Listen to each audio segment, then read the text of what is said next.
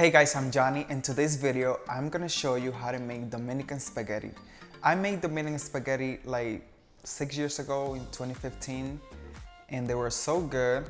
I make them with cream, but this one are more simple and healthier, I guess. So I really hope you like it. So let's get started.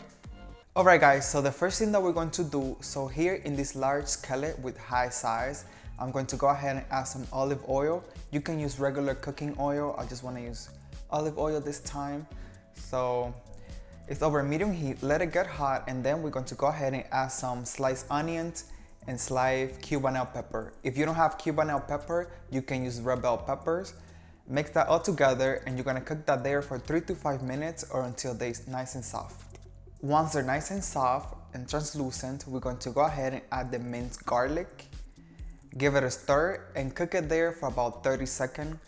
Make sure you don't burn the garlic because it will get bitter after. So to season up my spaghetti, I'm going to be using some chicken bouillon cube.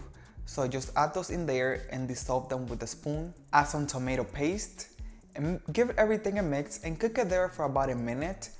Add the water and mix everything together until it becomes a sauce.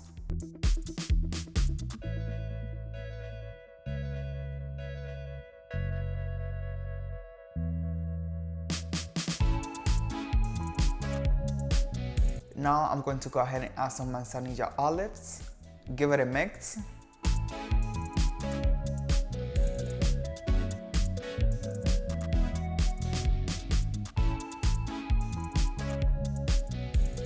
Now you can add your spaghetti. I cooked this spaghetti according to the package instructions. Give it a mix it all together, and there you have it. As you can see, they were so easy to make and they taste so good. You can add chicken to it.